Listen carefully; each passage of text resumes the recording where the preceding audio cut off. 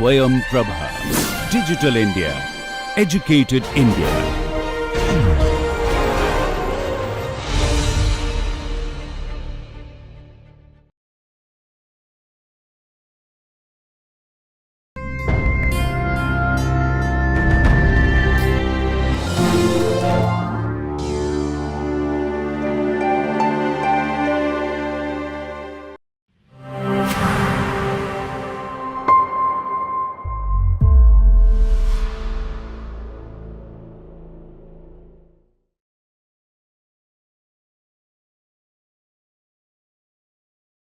Hello all, welcome back to this course on digital accessibility.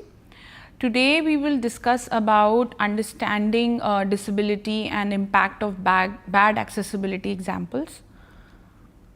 So just for a quick recap, what we discussed in the previous session was how accessibility can benefit industry and designers as well as engineers, why accessibility matters, and the key reasons surrounding it.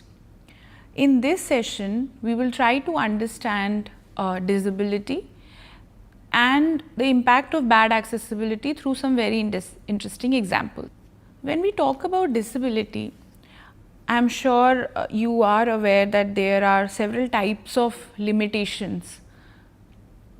It can be elderly people who have limited cognitive abilities, who may have limited visual abilities, who also may have reduced fine motor skills. It can be pertaining to children or young adults or people with other developmental cognitive disabilities or barriers such as dyslexia or ADHD. Even children who are still learning to read, for example, have certain kinds of limitations.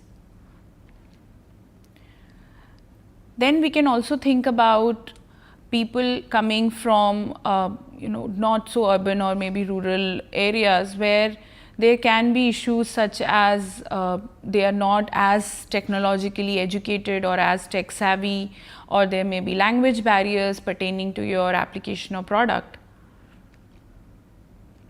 Then your potential users can be foreign visitors. So again, there can be a language barrier in the usability of your product. Or there can be contextual barriers as well, because every culture perceives certain sets of information in a certain manner, but probably it is different from how we perceive information in particular context in our country.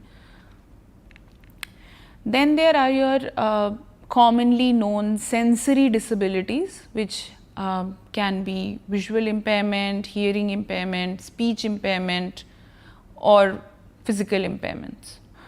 If we try to understand the different types of limitations in digital interactions based on these variety of human beings who have to experience or engage with technology on a daily basis, then there can be definitely visual impairments, which can range from low vision or reduced vision to complete blindness or color blindness, which can make it difficult to see text or images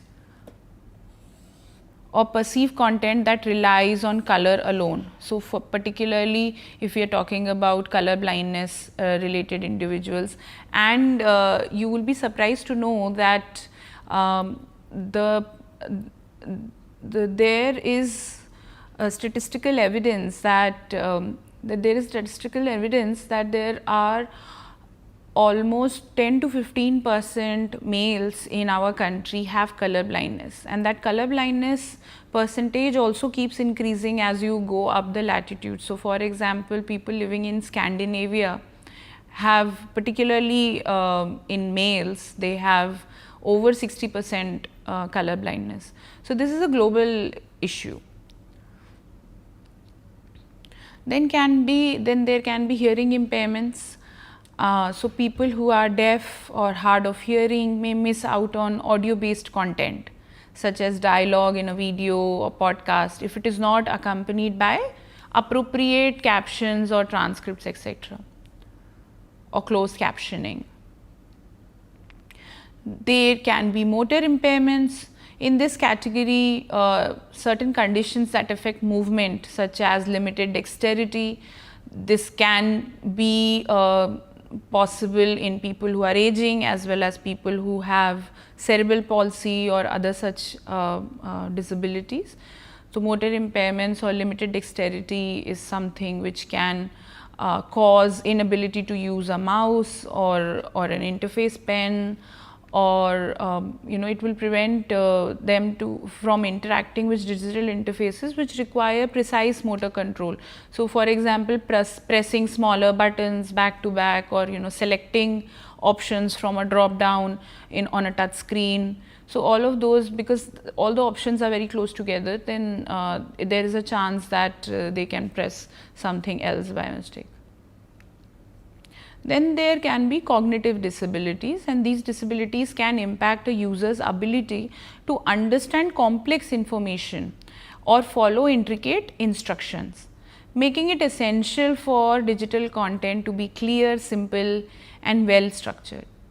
Dyslexia, autism spectrum, ADHD, etc. can be fallen under this category. So, now we will try to understand what the disability and who is responsible for a hindrance free interaction. So, in the 1980s, disability was perceived as a personal attribute. So, this is a definition of disability from World Health Organization manual.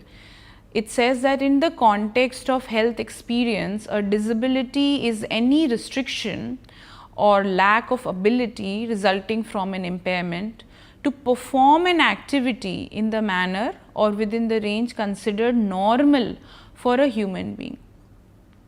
So, basically, to summarize the definition, put the onus of the hindrance on the person with disability themselves, that is, that it is their problem that they are unable to access.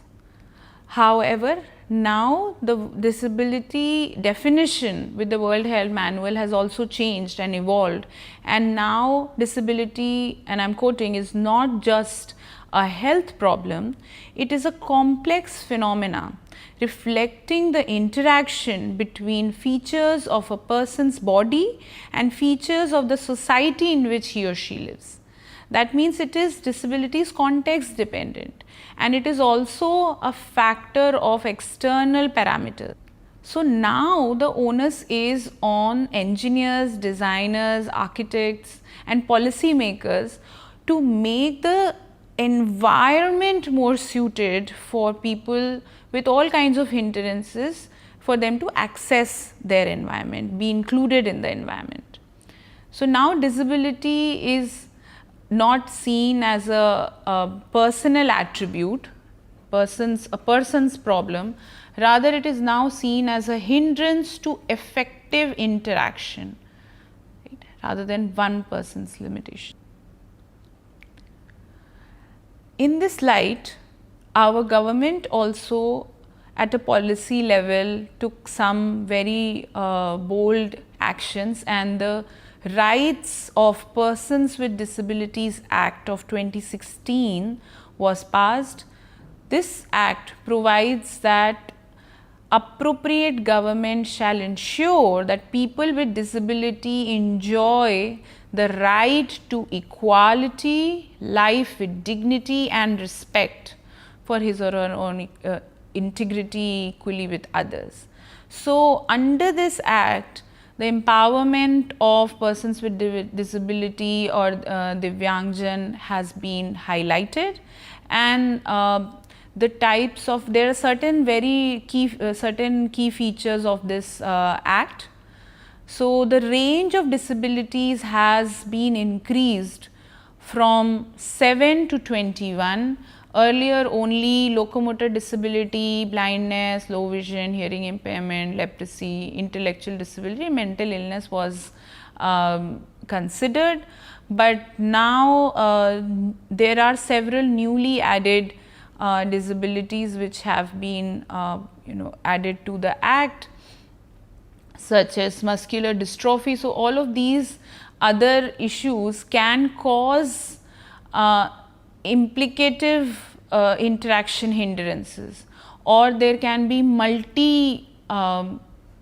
multimodal disabilities like speech and language disability, or like any other specific learning disability like dyslexia or dyscalculia, all of that, the autism spectrum disorder, even acid attack victims. Cerebral palsy, for example, impacts fine motor skills and dexterity, which can lead to a lot of interaction hindrances.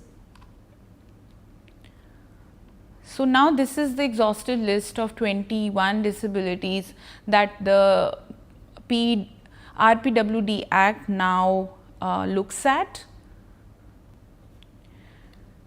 So, we will now try to understand what kinds of interfaces actually result in bad accessibility, and what is the impact of overlooking accessibility on people who have all of these kinds of hindrances. So, one is definitely limited access to information or your product. The other can be low quality user experience, which can lead to frustration and hence exclusion as a whole.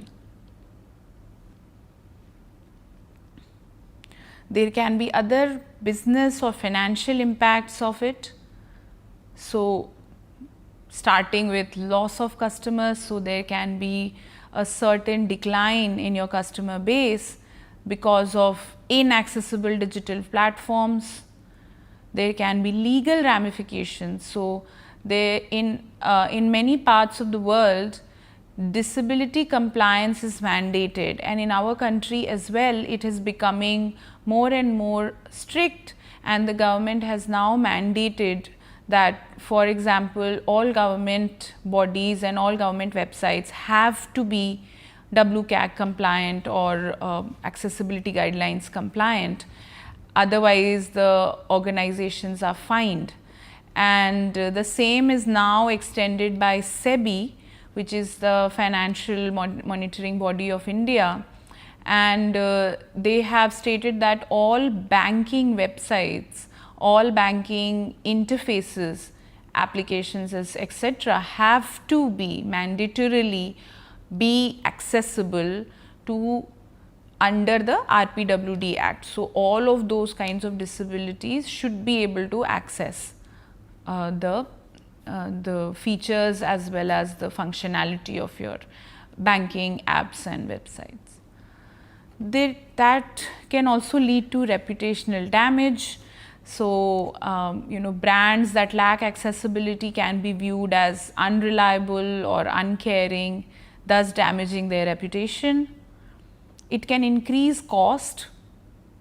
So, inadequate accessibility often leads to costly last minute patchwork solutions, plugins, which increase spending on legal defense and other customer support.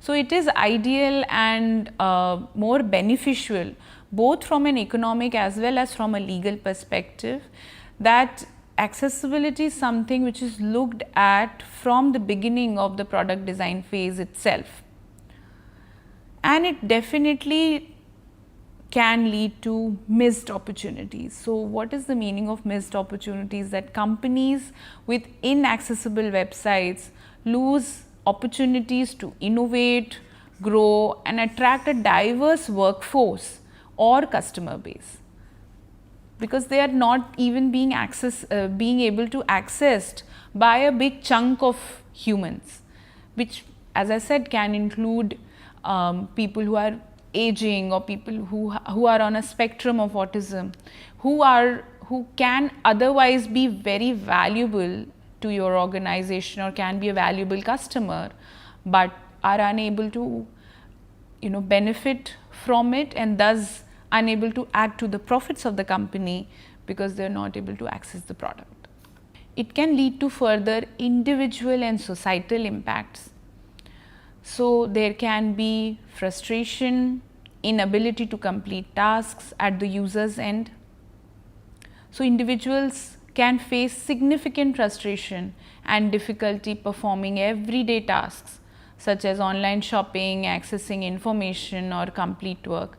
And it is important that, and this part we will also discuss in detail as we'll go on in the course, that accessibility doesn't only benefit people who have certain types of disability.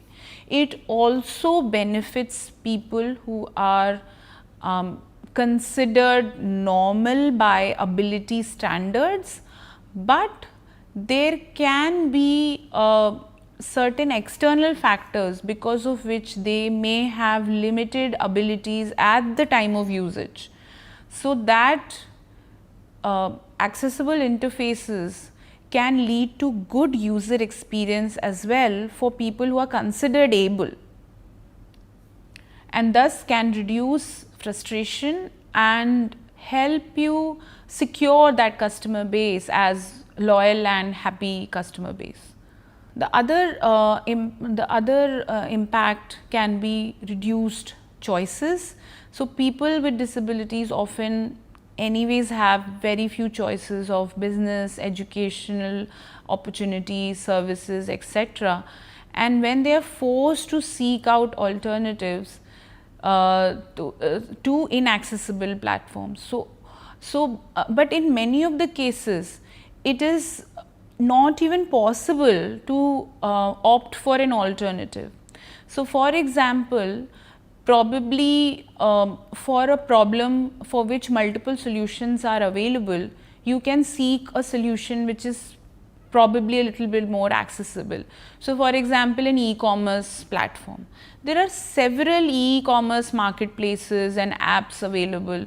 Some of the common ones we are aware, of course, Amazon, Flipkart and Myntra and all of those. But in case still there are 3, 4, 5 available. If somebody is getting frustrated with the interface of Amazon, they can choose to shop more at Myntra and other, so they can choose an alternative. But there are several domains of digital information systems where there are no alternatives, and you are bound to work with the available interface and available information, with the frustration, with the exclusionary aspects. So for example, the UIDAI or the Aadhaar website, there is only one Aadhaar website which is common and which is needed by all Indians to be accessed in order to make their get their Aadhaar cards or update their phone number or their address on the Aadhaar or their biometric information. So it is just one website. Similarly, and there is no alternative to it. Similarly, there can be like a passport seva website. It's just one website which is to be supposedly be accessed by the entire country. All kinds of people, whoever would like to travel, even for say medical tourism or tourism, they will have to access those passport seva websites, all citizens of India. So particularly those need to be accessible to the T, and that is why the government is first of all mandating that all government websites be accessible, and the same will eventually be extended to all private sector as well. So people who do understand user experience and accessibility can definitely have a leverage and edge over user experience designers or UI engineers who do not understand accessibility, because it is going to be a niche which is going to gain momentum in the coming years. The other impact can be mental and physical health concerns.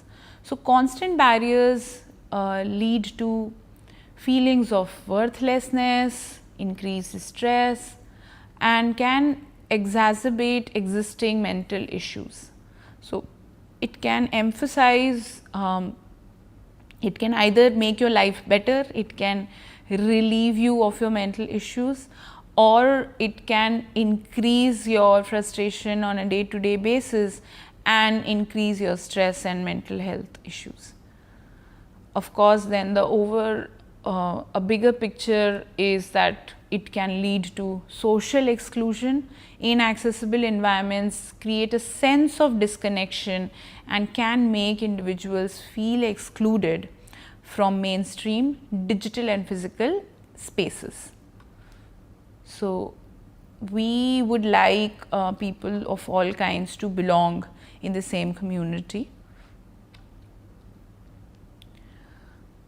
There can be usability and technical impacts of bad accessibility as well.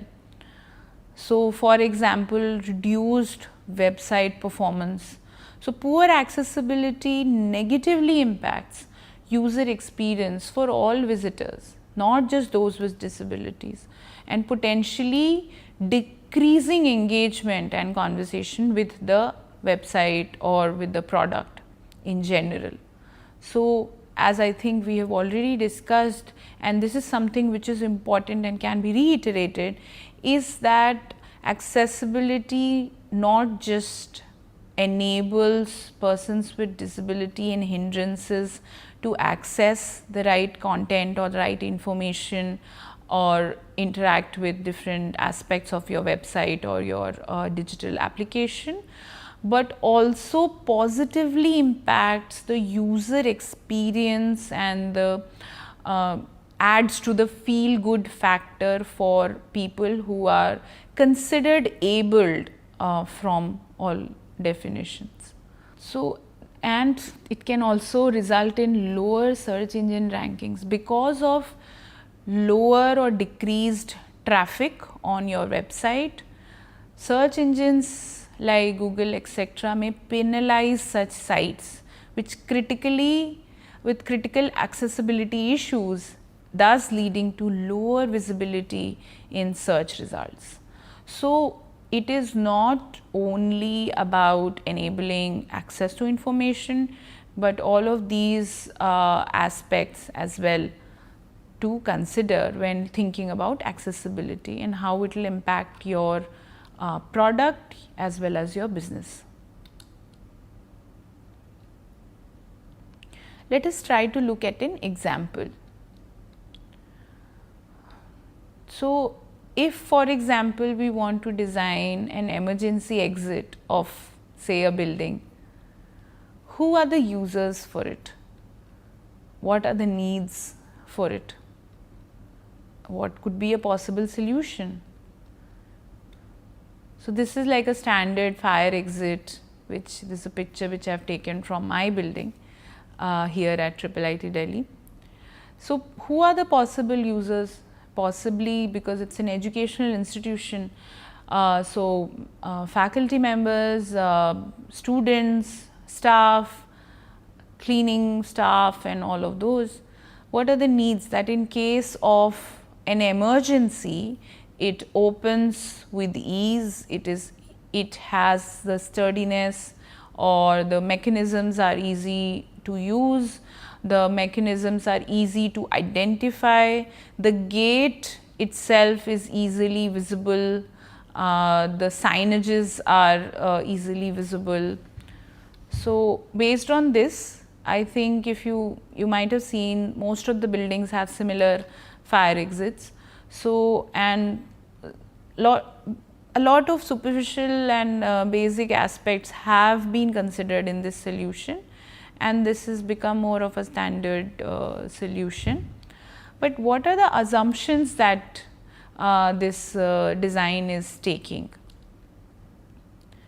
So, one of the biggest assumption that it is taking is that the signage which is put on the top, in case of a fire, all the smoke kind of rises on top near the ceiling, and this signage may be very difficult to even identify or locate the gate because it may not be visible in case of a real fire. So, one of that thing is a problem. In many of the buildings you might have seen that they also keep a neon light based, LED based signage or indication, which adds to the visibility aspect. So, but this design is kind of assuming that it will be visible from a distance and locatable by people, even in case of fire.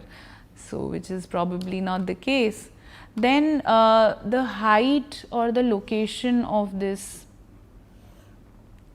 handle or push bar also is at a certain position, and it assumes again that you know, people who are most of the people will be able to reach this handle.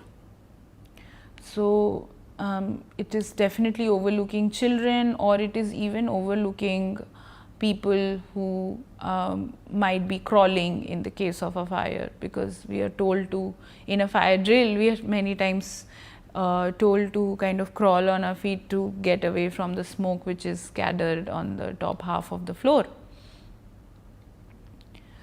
So just so again, this is the same depiction. So for example, here is your handle. A child is unable to access it. A person who is on a wheelchair may not also be able to access it because it is a little small, it is not protruding long enough. People who are crawling because of the fire, in case of because of the smoke in case of a fire, may also not be able to access the handle. So only an adult who is standing upright may be able to access the handle, which is something that the design is assuming that the human with supposedly who is also able is able to, his abilities are always working. So this is called an ability bias. So when we design, we establish some strength and abilities of a potential user, and we also assume that all those abilities are fully enabled at all times, thus creating that the potential to ignore much of the range of humanity.